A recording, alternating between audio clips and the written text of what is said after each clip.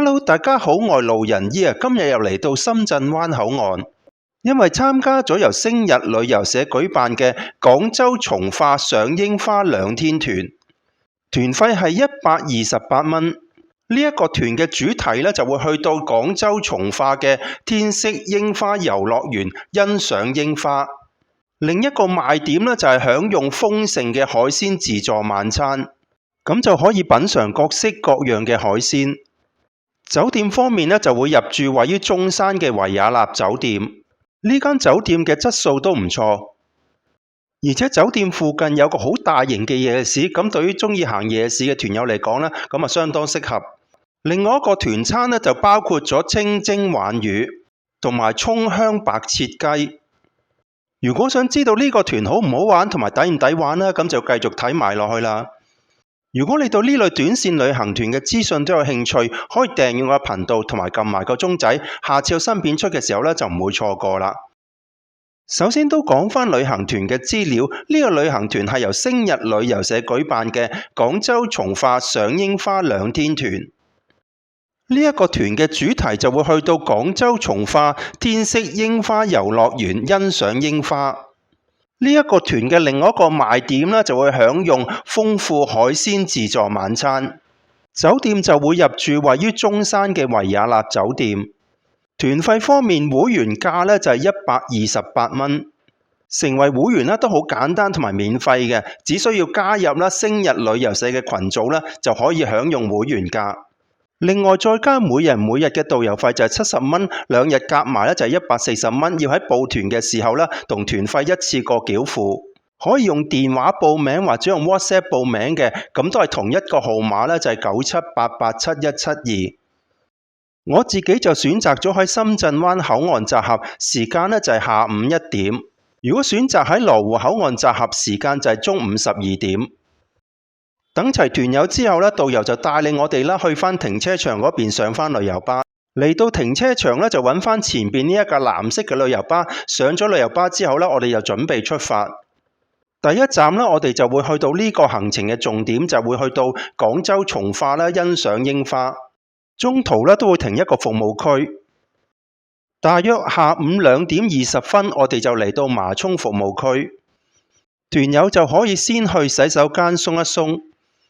服務區裏邊通常都有小食店嘅，好似呢一間愛星貓啦，咁就提供好多款嘅小食，包括有小麻球、雞排、雞髀啦，咁同埋呢一邊就有啲中式嘅包點。另外仲有魚蛋啦、鐵板豆腐啦、餃子啦。呢邊有一大堆綠色一粒粒呢啲就叫做艾草青團。另外一間小食店就係呢間錦當鮮，就係賣牛肉餅嘅。呢度都有提供好多款式嘅牛肉餅，咁如果團友未食午餐嘅話咁就可以喺呢啲小食店嗰度買一啲小食。離開服務區之後就上返旅遊巴，跟住就去呢個行程嘅重點，就去櫻花園賞櫻花。大約下午4點鐘，我哋就嚟到天色櫻花遊樂園。呢度就做緊一個廣州天色櫻花文化節。呢一個天色櫻花遊樂園係屬於一個大型嘅櫻花園嚟嘅，咁而我哋呢一團已經係包咗入場券。沿路入嚟已經見到第一個打卡位啦，就係呢嚿石上面寫住天色櫻花遊樂園，跟住隔離就有個馬連嘅打卡位，再向左轉就正式進入我哋嘅櫻花園。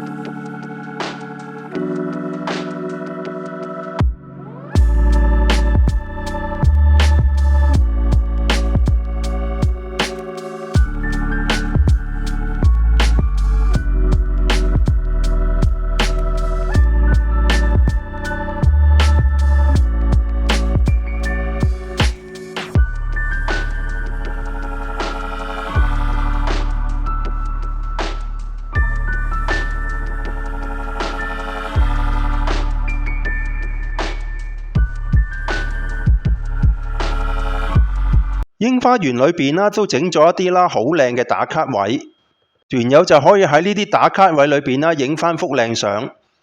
另外都有啲攤檔啦係賣乾貨嘅，咁好似呢間外婆花生啦，咁就係賣花生嘅。咁見到攤檔裏邊啦都有提供幾款花生，有興趣嘅團友啦都可以喺呢度選購。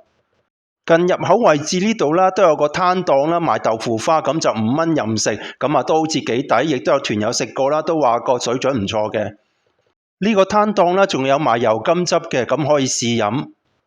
另外入口位置呢度啦都有個好大型嘅馬年啦新年打卡位，因為我哋去嘅時候啦，咁仲係新正頭未過正月，咁所以啦呢度仲有一個新年嘅打卡位啦，咁啊都整得幾好嘅，喜氣洋洋。櫻花園呢度啦都有提供一啲電瓶車嘅，咁如果有興趣啦就可以租用呢啲電瓶車啦，咁啊環繞個櫻花園睇，咁就可以舒服啲。3座位嘅電瓶車咧就88蚊一個鐘，4座位嘅電瓶車咧就108蚊一個鐘。離開櫻花園之後啦，咁就上返旅遊巴，跟住去食晚餐。咁而今次嘅晚餐呢，亦都係呢個行程嘅重點，就係食豐富海鮮自助晚餐。大約下午5點40分，我哋就嚟到欣榮廣場呢度啦食晚餐。喺商場度搭扶手電梯咧，我哋就可以嚟到呢一間聖撈海鮮自助百匯餐廳。入到嚟餐廳啦，見到個環境都唔錯嘅，咁而攞自助食物嘅地方咧就喺餐廳嘅中間位置。餐廳其他地方咧就係用餐區，咁而用餐區咧就以4人台為主。而每張餐台上邊咧都提供一個鍋底啦，咁同埋一個燒烤爐，團友就可以用打邊爐嘅形式啦，或者燒烤形式啦，咁啊燒熟啲海鮮同埋肉類。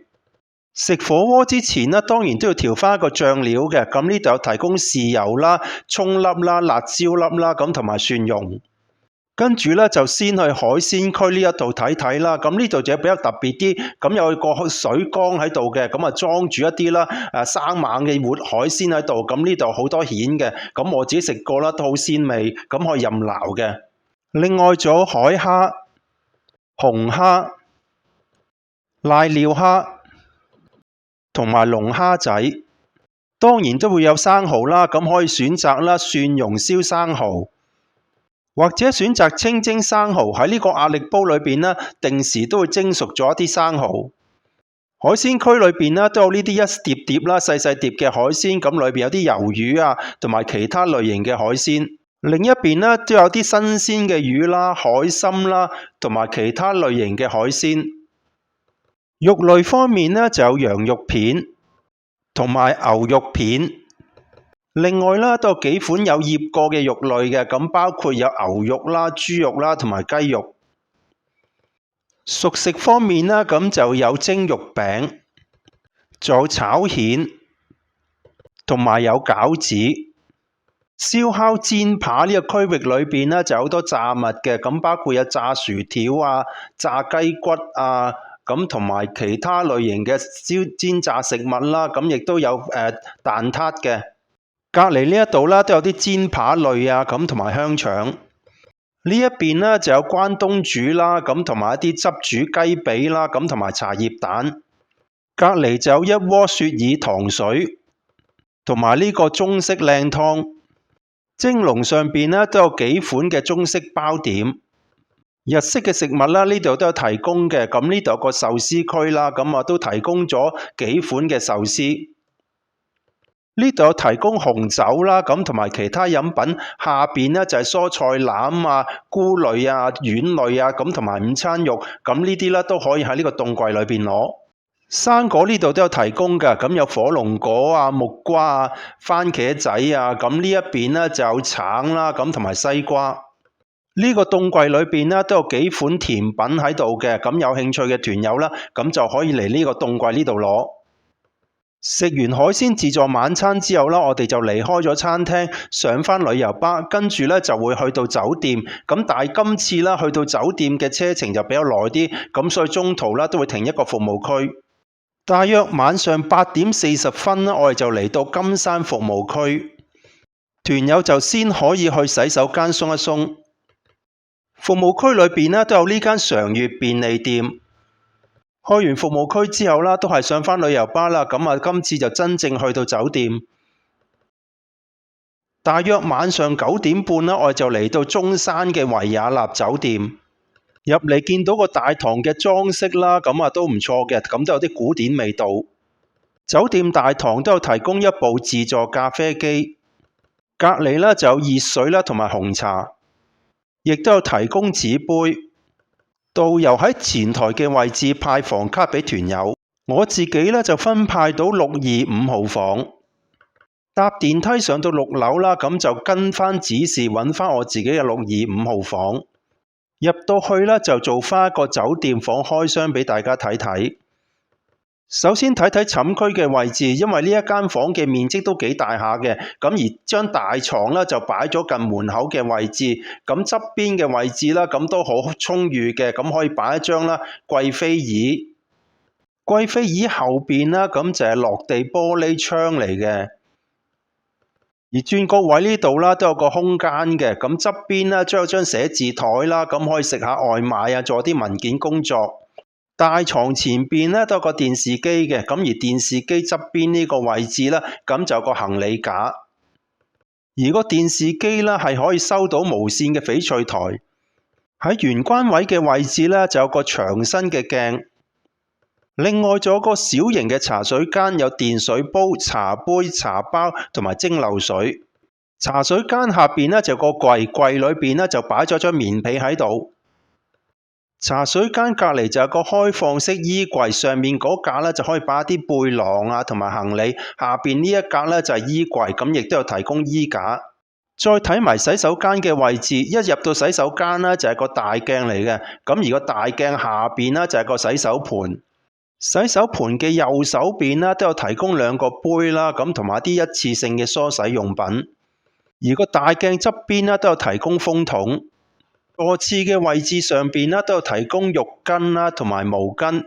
座廁兩邊咧都有足夠空間嘅，其實咧都幾鬆動下。跟住睇下淋浴間嘅位置，咁有個手持式嘅花灑啦，咁亦都有提供沐浴露啦同埋洗頭水。而冷熱水都齊備，咁我試過啦，個花灑嘅水壓都 OK 嘅。而淋浴間嘅位置啦，都相當寬敞。酒店房外邊嘅景觀咧，都係以樓景為主。對於呢一間酒店房咧，我自己都幾滿意嘅。咁一來個面積都比較大啲啦，咁二來個質素都唔錯。因為嚟到酒店嘅時間都比較夜啲，咁所以我自己就揀咗呢間張正記啦，正宗嘅潮汕砂鍋粥啦，先食個宵夜。見到呢間餐廳嘅裝飾都唔錯啦，而且都幾好生意。咁10點幾嘅時間咧，都有幾台客喺度食緊嘢。咁就喺餐牌裏邊咧揀咗呢個啦，正宗嘅潮汕砂鍋蝦蟹粥，價錢係35蚊。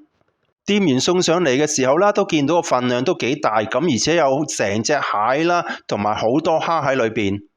啲米啦都煮得幾腍，咁而且個湯啦係相當鮮甜，而且有成隻蟹喺裏邊啦，咁有個蟹殼啦，同埋個蟹件入邊，仲有幾隻蝦喺裏邊。整體嚟講啦，我對呢個砂鍋粥嘅水準啦都相當滿意。酒店附近有個大型夜市，就係呢個積西港城集市。呢個夜市係相當大型嘅，咁有一般夜市嘅攤檔啦、食店啦，咁同埋賣水果，咁連賣衣服都有。夜市呢度嘅攤檔啦，就有賣生蠔啦，咁同埋炸串。隔離呢一檔咧都係賣生蠔，咁同埋賣雞腿嘅。呢一檔咧就賣8蚊自選糖水。隔離嗰一檔咧就係賣燒餅，呢一檔咧就賣烤雞嘅，咁而呢一檔咧就賣雞鎖骨，呢一檔咧就係賣鮮榨嘅甘蔗汁啦，咁同埋手打檸檬茶。呢度啦都有廣西牛雜粉，咁見到個攤檔裏邊咧就擺咗1兜牛雜喺度。仲有呢一檔咧就比較特別啲，咁就係賣老火靚湯嘅。喺夜市裏邊呢間小鎮炒粉就真係好好生意，成間鋪頭啦差唔多坐滿晒咁滯。而喺個店鋪前邊呢，咁都有個攤檔嘅，攤檔裏邊就有2個廚師啦，咁即時用個生鐵鑊啊，將啲生料啦煮熟變成菜式啦，俾客人品嚐。有時行夜市嘅樂趣就係呢啲啦，咁啊睇到個廚師啦，咁即時喺度煮熟啦，咁同埋熱辣辣啦，即時送俾客人食啦，咁啊都係一個樂趣嚟嘅。到咗第二日嘅早上啦，咁就睇返酒店房外邊嘅景觀啦，其實都幾開揚嘅，咁以望遠處嘅樓景為主。食自助早餐嘅餐廳啦，咁就係位於酒店嘅7樓，而食早餐嘅時間呢，由早上7點半啦至到10點半。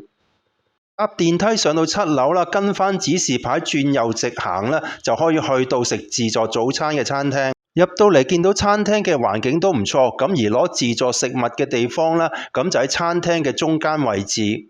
咁就先睇睇啦，自助早餐有啲咩食物？有一款西式麵包，呢邊呢就有另外一款西式包點同埋葡撻，跟住呢就有檸檬水同埋紅茶。隔離呢度呢就有2桶豆漿，另外仲有2款粥品，一款呢就係小米粥。另外一款呢就係白粥，跟住呢就有幾款食粥嘅配料。呢度呢就有鹹蛋，跟住呢就有中式包點。呢度呢就有饅頭，同埋呢度呢就有燒賣。呢邊呢就有香腸同埋煎蛋，仲有餃子同埋烚蛋，仲有粟米同埋番薯。肉類嘅呢就有火腿啦，同埋牛丸，仲有2款雜菜。呢邊呢就有炒麵同埋炒河粉。呢度呢就有一鍋中式湯品。隔離呢就係粉麵檔，有配料啊、菜啊同埋麵啦，同埋河粉。團友就可以用呢個電爐自助形式淥熟啲粉麵。轉角位呢度啦，就有部自助嘅咖啡機，咁側邊呢亦都有紙杯啊、糖啊同埋奶，亦都有提供2款生果嘅，咁同埋油炸鬼。呢邊呢就有提供熱水，飲品方面呢亦都有提供牛奶。近門口位置呢一個櫃裏邊呢就可以攞到餐具。食完早餐之後，到咗早上9點鐘啦，我哋就要退房，咁而啲行李呢，就可以先擺上旅遊巴上邊，然後就可以上返酒店7樓呢個會議室裏邊啦，準備聽旅遊推介會。會議室入邊呢都有提供咖啡啦同埋紅茶。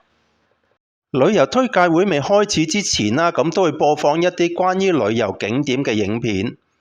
今次旅遊推介會呢，就會介紹關於廣西嘅旅遊路線，即場報名呢，就可以享用優惠價。